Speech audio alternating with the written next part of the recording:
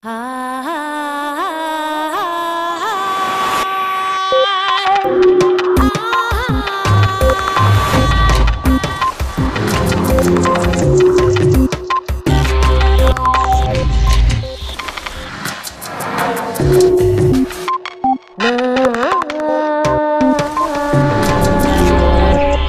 irrupción de las nuevas tecnologías nos obliga a educar a los niños de una manera distinta. Howard Gardner. Hace más de 2 décadas, Howard Gardner revolucionó la psicología con su teoría de las inteligencias múltiples. Su trabajo repercutió en la mejora del sistema educativo y le valió un reconocimiento internacional y numerosas distinciones, entre ellas el Premio Príncipe de Asturias de Ciencias Sociales de 2011. En ocasión de la entrega de este galardón, Punset y Gardner protagonizaron un coloquio en Avilés y conversaron sobre las inteligencias múltiples, las nuevas tecnologías y el surgimiento de una manera nueva y personalizada de educar a los niños.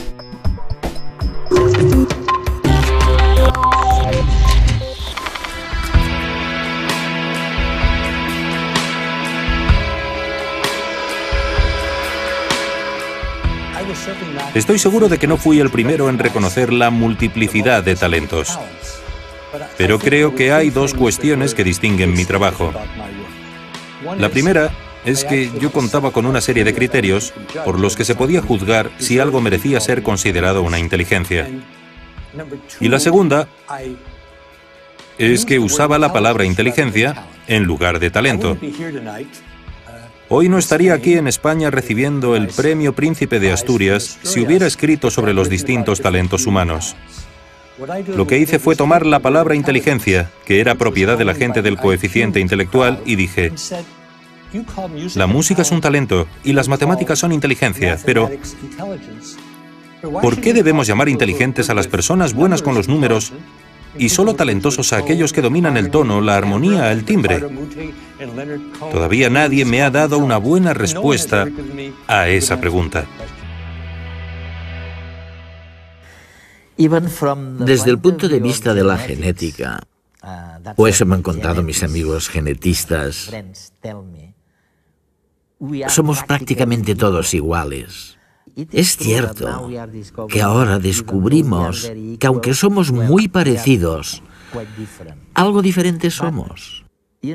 Compartimos la idea de que éramos muy parecidos. Y hace más de 20 años apareciste tú y dijiste que los niños y los jóvenes no eran tan parecidos como creíamos y que no tan solo eran distintos, sino que tenían lo que tú denominas inteligencias múltiples. Mi pregunta es la siguiente: ¿cómo es posible que 20 años más tarde todos digan que tenías razón? Cuando un experto introduce nuevas ideas, suele haber mucha oposición. En tono de broma, se dice que al principio dicen que estás equivocado y luego unos años más tarde lo aceptan y luego dicen que habían pensado en ello. Yo no diría que este haya sido el caso, pero tanto mi trabajo sobre las múltiples inteligencias como el trabajo de Goldman sobre las inteligencias emocional y social han entrado a formar parte de lo que podríamos llamar el conocimiento colectivo del planeta. Sin duda, si vas a la empresa o a la formación o a la política, se reconoce que quizá tengas un coeficiente intelectual muy superior a la media.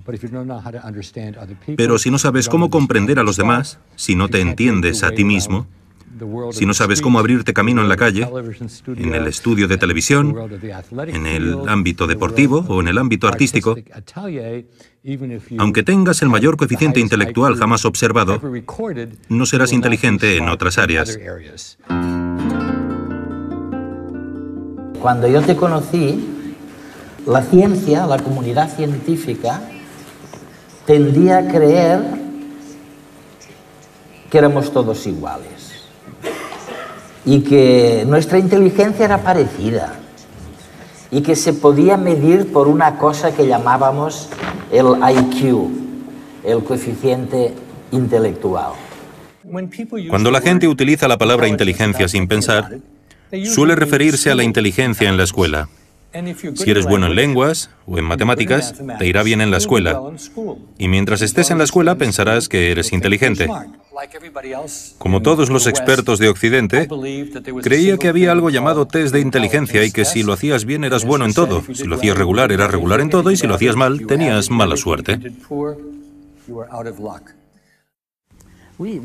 Tendíamos, el resto, a pensar que había una manera, como el coeficiente intelectual que acabas de mencionar, de medir la inteligencia de una persona.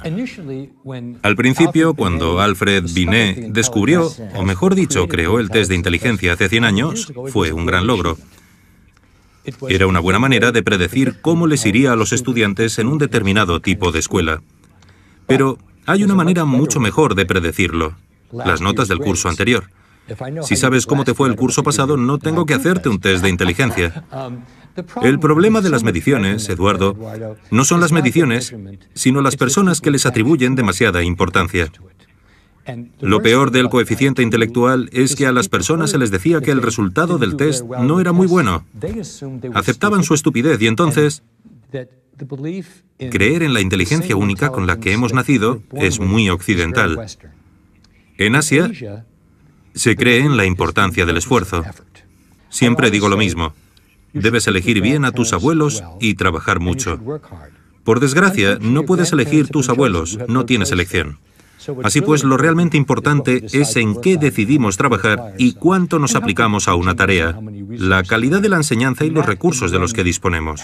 Y eso al final tiene mucho más que ver con las oportunidades que uno tiene en la vida que los resultados de un test que alguien elaboró en París hace 100 años. No ha habido muchos cambios desde entonces.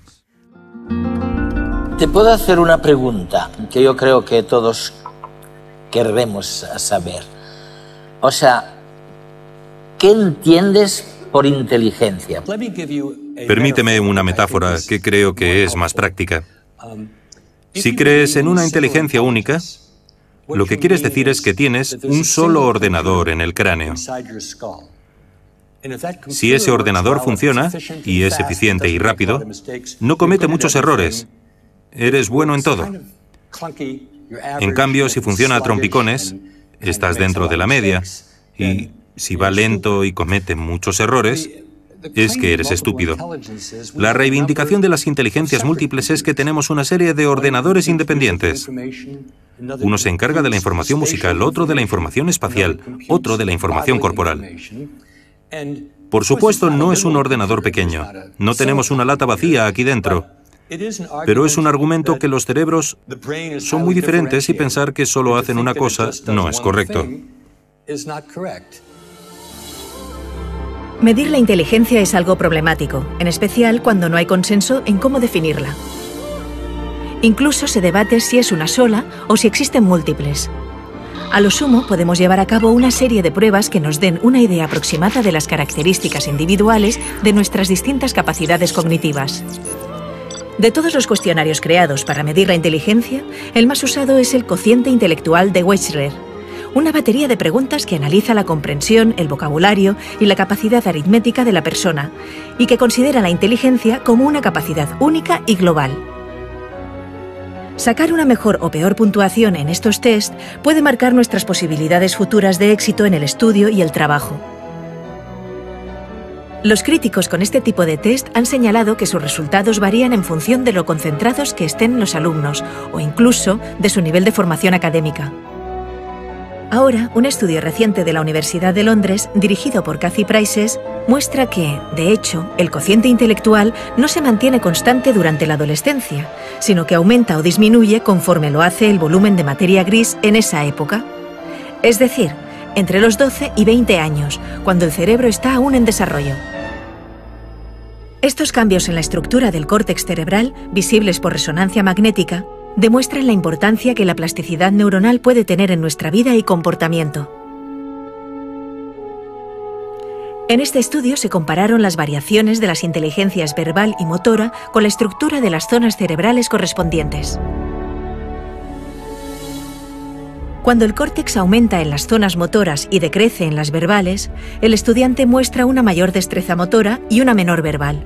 Sin embargo, estos resultados no son constantes y pueden variar pasados unos años, llegando incluso a invertirse. Como señalan los autores del estudio, este descubrimiento debería estimular la mejora del rendimiento intelectual en los que lo necesitan y servir de recordatorio a los más adelantados de que nada es permanente y es necesario seguir estudiando.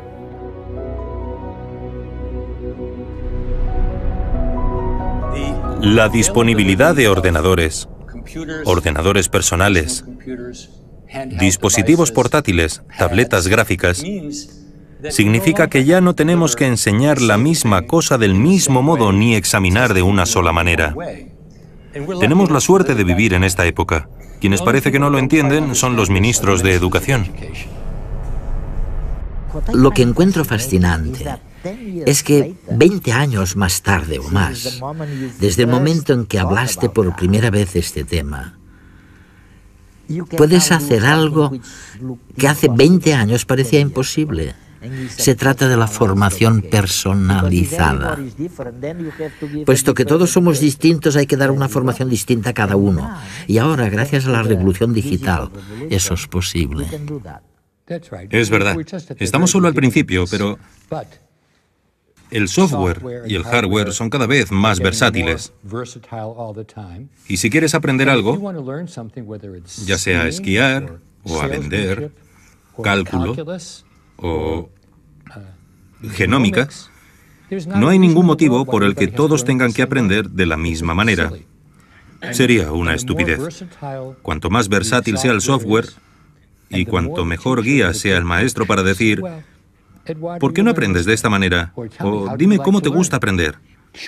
Cuéntame que has aprendido de una manera que te resultaba cómoda. Y cuanto más me repitan lo mismo, más personas recibirán formación. Así que la cuestión es descubrir cómo aprende una persona, descubrir sus pasiones, que son muy importantes, y utilizar todos los recursos humanos y tecnológicos que nos sirvan de ayuda. Por supuesto, se trata de un ideal, pero estamos mucho más cerca de ese ideal de lo que habíamos estado nunca antes de la revolución digital. Es fascinante porque sugieres, corrígeme si me equivoco, que no solo las personas son diferentes, no solo los estudiantes son distintos y hace falta una formación personalizada, sino que la formación es también diferente. Es decir, los maestros deben cambiar, porque, como acabas de decir, una materia concreta no se enseña de una manera determinada, puede enseñarse de diferentes maneras. Sí, creo, Eduardo, que cada vez más los maestros se convertirán en guías. Guías. Con eso quiero decir que todos sabrán algo de los estudiantes sabrán algo de sí mismos, y los padres sabrán algo de sí mismos, y trabajarán en equipo para decidir cuál es la mejor manera de aprender para una persona. Hay cosas que todos debemos aprender, pero no hay ninguna razón para que las aprendamos de la misma manera. Las sociedades con materiales informáticos versátiles y maestros que actúan como guías tendrán una enorme ventaja sobre aquellas en las que el software no se utilice bien y los maestros crean que son la fuente de toda la información y todo el conocimiento. Porque en la actualidad, y estoy bastante bien informado, los estudiantes no paran de decir, eso no es correcto, o lo acabo de buscar, y por supuesto levantan la mano. Quien levante la mano no siempre tendrá la razón, pero probablemente tenga más razón que yo. Así pues, la idea de que los maestros somos la fuente de toda la sabiduría alimentará nuestra sensación de poder, pero ya no es cierta. Mozart fue un músico extraordinario, carente de toda inteligencia emocional, como lo demuestra cualquier relato de su vida, aunque nadie dudaría de su genialidad.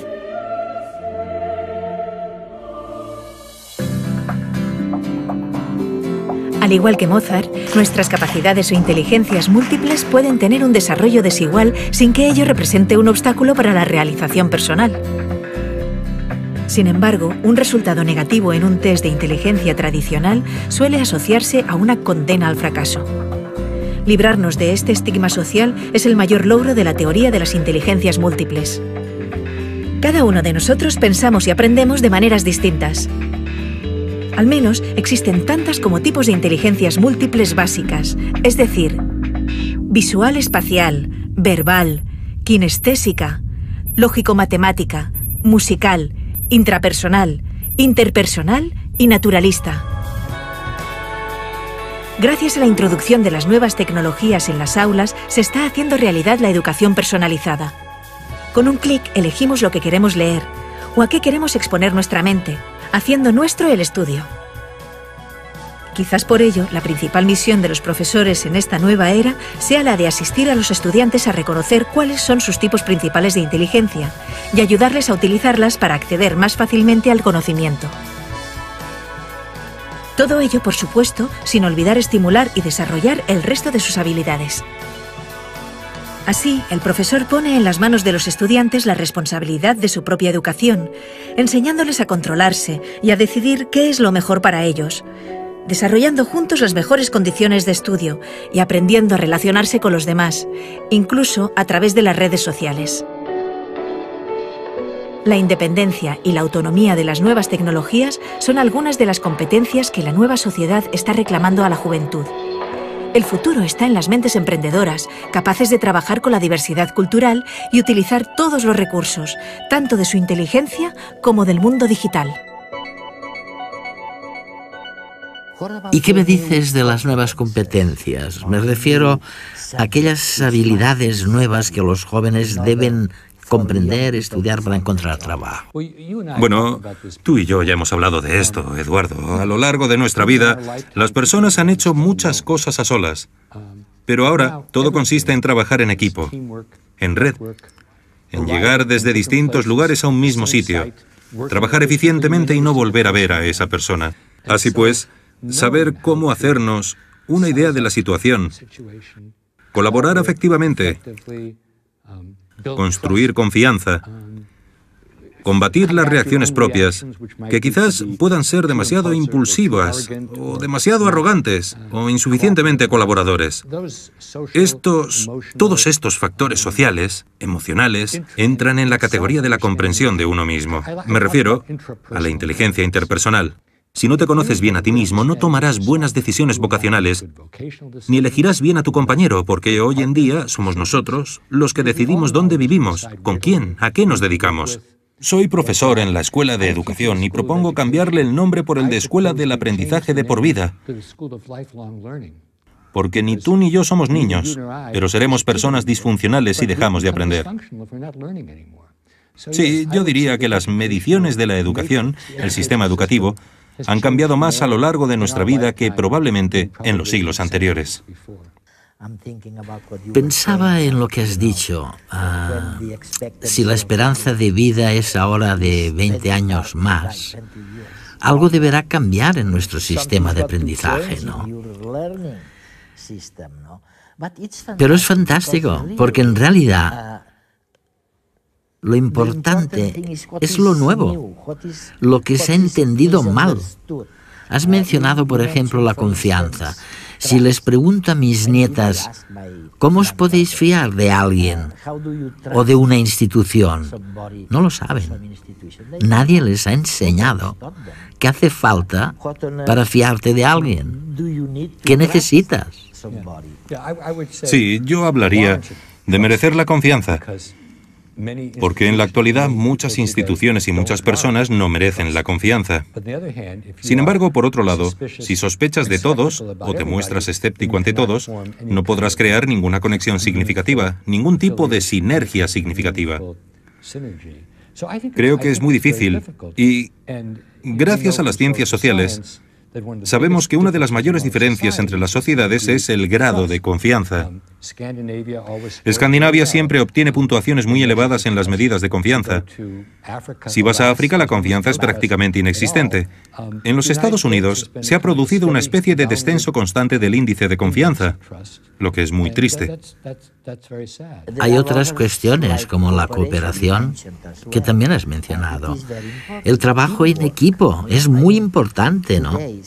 Es decir, hoy en día, alguien que no esté acostumbrado a trabajar en equipo, a quien no se le haya enseñado, no tiene nada que hacer, ¿no? Quizás deberíamos concentrarnos en estas nuevas competencias.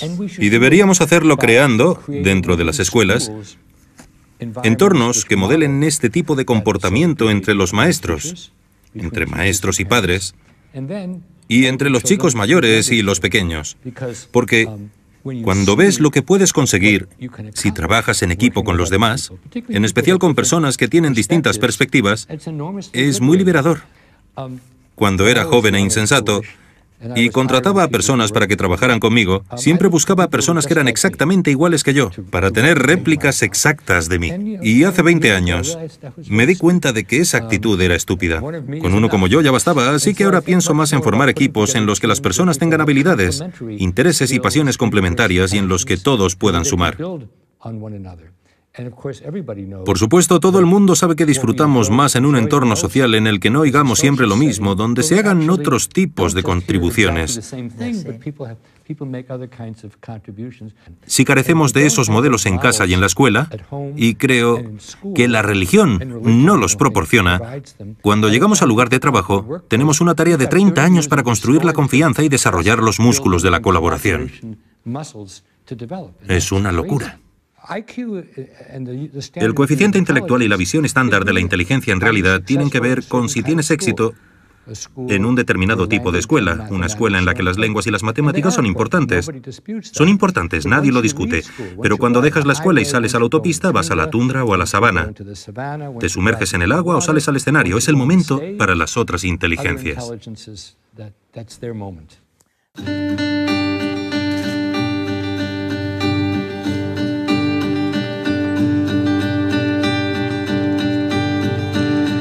En el mundo genial de las cosas que dices, hay historias de buenos y malos felices. Jorge Ruiz es logopeda, cantante y líder de Maldita Nerea, una exitosa banda española de pop. ¿Cómo diablos se puede tener tanta suerte? En el mundo genial de las cosas que dices, hay tesoros de nadas, planetas y grises, con millones de estrellas que llenan mi mente. Yo no sé si se puede quererte más fuerte. Y ya de la... Su pasión por la psicología, por la comunicación y por el mundo de las emociones le valió una invitación a participar en el coloquio de Howard Gardner y de Punset, celebrado entre las actividades de la Semana de los Premios Príncipe de Asturias 2011. Básicamente nosotros lo que nos planteamos es que si nosotros hacemos discos, cada canción debe transmitir un mensaje y ese mensaje debe ir ligado a la emoción. Entonces nosotros intentamos transmitir determinados valores que vinculen a la persona emocionalmente. Nunca decimos de qué va cada canción y de esa manera es la persona quien dice de qué va cada canción y cuál es la emoción que a ella le despierta. En cada entrevista que hago para promocionar nuestra música, se me ve el ramalazo de mi pasión, mi gran pasión, que es la comunicación y la vinculación con la emoción y el por qué suceden las cosas. Es que yo he escrito algo sobre el hecho de que no hay ningún proyecto sin emoción. Y tú es muy curioso que desde el mundo de la canción estás diciendo lo mismo y vas más allá incluso, ¿no? Sí. Además, nosotros en las canciones retiramos aquellas que no son cantadas en los conciertos. Porque para nosotros que sean cantadas implica que la persona convive muchísimo tiempo y crea su propia emoción sobre la canción. Y nunca decimos de qué trata cada canción, de manera que ellos hacen la canción suya. Así la emoción es propia e individual de cada uno. Oye, Jorge, y un logopeda como tú, psicólogo, cantor, ¿qué le dice, qué puede aportarle de nuevo a un ejecutivo de una multinacional? Pues no lo sé, yo solo sé que las empresas intentan fidelizar de la misma manera que hacemos nosotros, pero de la misma manera que una maestra de infantil intenta que su niño entienda lo que quiere que entienda, ¿no? y fideliza, y el contenido le entra al niño a través de la emoción. Las empresas invierten millones de euros o de dólares, según se mire, en esto, en saber que mi marca esté dentro de tu corazón. Y nosotros intentamos hacer eso con la música y, sobre todo, muy importante, divirtiéndonos. Si no nos divertimos, todo esto no tiene sentido. Yo siempre digo que hay que conciliar entretenimiento y conocimiento. Sí, pues nosotros intentamos hacerlo todo el tiempo.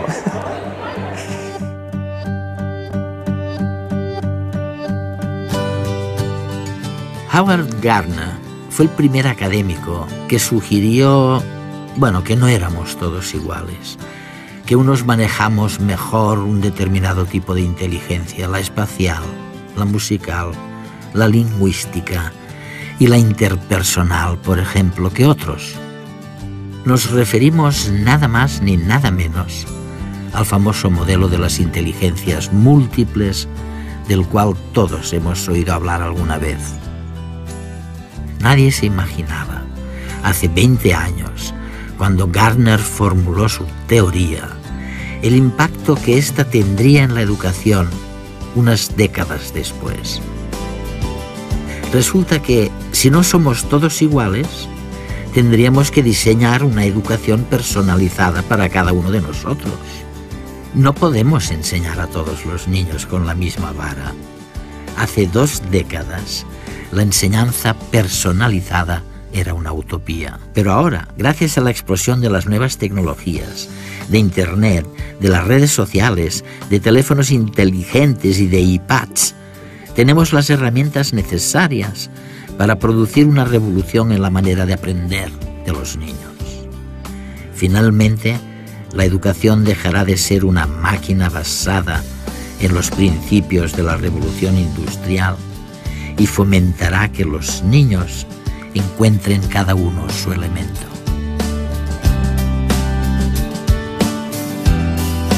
El sistema educativo ha cambiado más en las últimas décadas que en los siglos anteriores.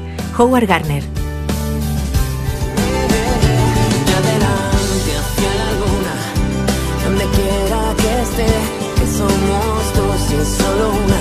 Yo ya estuve una vez y sigue. Mundo se duerme a mi lado, he vuelto a caer y sigue.